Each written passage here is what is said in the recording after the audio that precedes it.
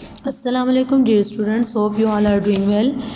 Today I am going to start my new lecture on my new topic, that is about the importance of the medicinal drugs. As in my previous lecture I have told you about the painkillers, that what are painkillers. So painkillers, these are the special type of drugs which reduce or relieve pains like headache, sore muscles, arthritis, or any number of other aches and pains. Painkiller drugs are also called analgesic. Different painkillers are used in medicines. All these have advantages and they carry risks too. Some type of pain respond better to certain painkillers than the others. For example, many painkillers are based on two natural occurring drugs, that are the aspirin, for example ibuprofen, paracetamol, hydrocodone, non-steroidal anti-inflammatory drugs, etc.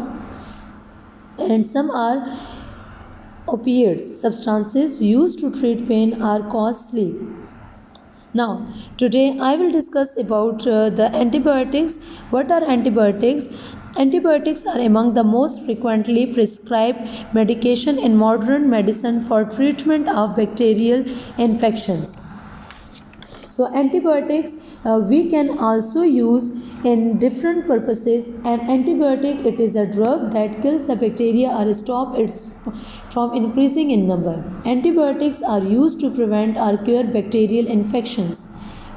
Antibiotics, they are categorized as the bactericidal and the bacteriostatic antibiotics. Bactericidal antibiotics kill the bacteria, while bacteriostatic antibiotics stop or inhibit the growth of the bacteria. First antibiotic, penicillin, was discovered accidentally from fungus Penicillium, and today over 100 different antibiotics are available to cure minor as well as life-threatening infections. It is important to realize that antibiotics only treat bacterial infections. Antibiotics are useless against viral infections, for example, the common cold and fungal infections such as ringworm. So antibiotics, they are only responsible for the bacterial infections.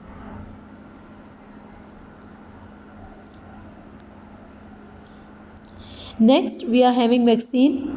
Vaccine is any preparation intended to produce immunity against a disease by stimulating the production of the antibodies.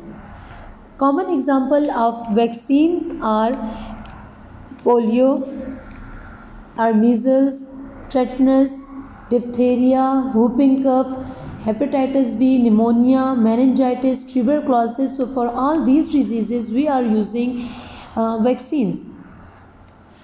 So a vaccine is a substance prepared to produce immunity against a disease by stimulating the production of the antibodies in the body.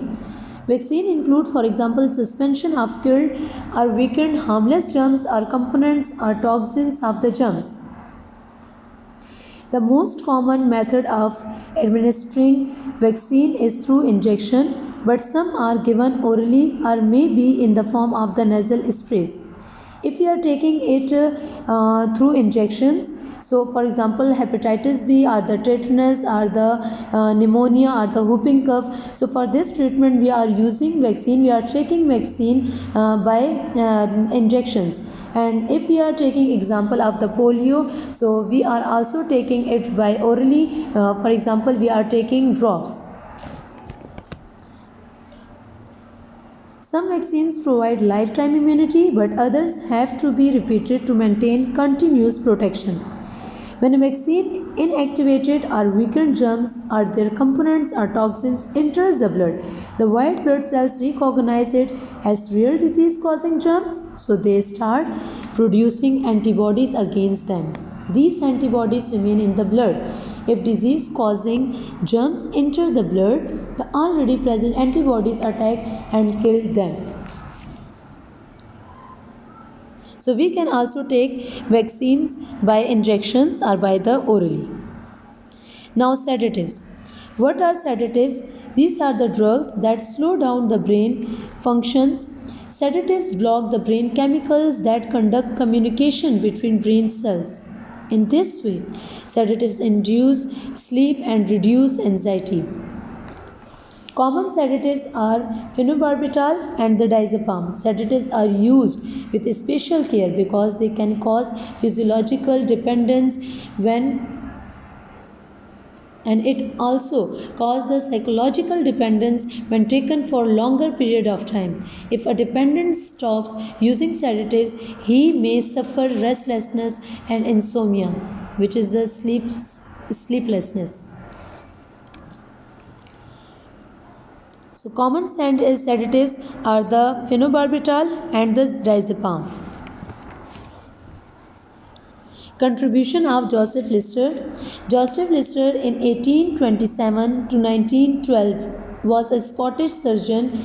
Lister developed an antiseptic spray from carbolic acid, and that was a phenol, which was used in operation theatres during surgery to keep the wound clean.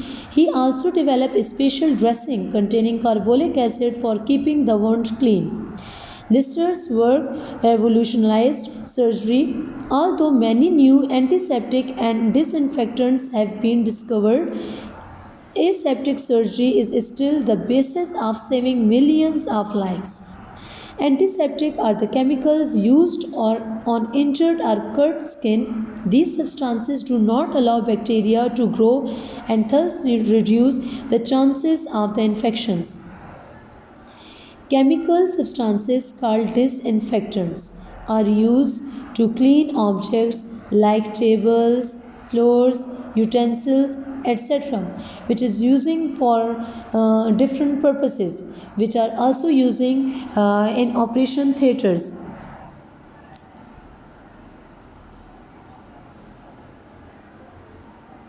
They kill microorganisms present on the surface of the objects. Modern antiseptic and disinfectants usually contain alcohols, boric acid, or hydrogen peroxide. Alexander Fleming, he was a Scottish bacteriologist, and he worked in 1881 to 1955 in a hospital in London, where he discovered the antibiotic penicillin. He was working on a culture of bacteria when he noticed a fungus penicillium in one culture. He observed that the fungus released a chemical which killed the bacteria, and this chemical was extracted and was named as penicillin. And what is penicillin? It is the naturally occurring antibiotic, and it is the first naturally occurring antibiotic which is also used for the treatment of the gonorrhea or the pneumonia, and also for the meningitis. It is one of the most important contributions in the history of medicine. Addictive drugs. Drugs are substances that alter the normal function of the body. There are some drugs which permanently change the chemistry and neural structure of the brain if used continuously. As a result, normal functioning without the drug is made nearly impossible. The body craves these drugs if discontinued, often leading to uncontrollable desire for them, and this is known as the addiction. Generally, people get drug addicted when they use chemicals which relax them, relieve pain, or heighten their awareness if it makes them feel good. They want more. Without the drugs, they feel tense and tortured. Loss of control and inability to manage without such drugs are the most obvious indicators of drug addiction. Addictive drugs. Sometimes people suffer from the emotional trauma and they believe that they need drugs in order to achieve some goals, or they use drugs to avoid feeling of depression or anxiety. And what is anxiety? We know that the common symptom of mental illness.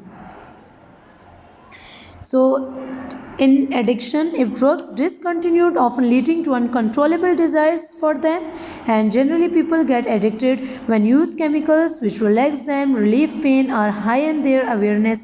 This makes them feel good. That's why they need it more. Without these, they feel tense and tortured.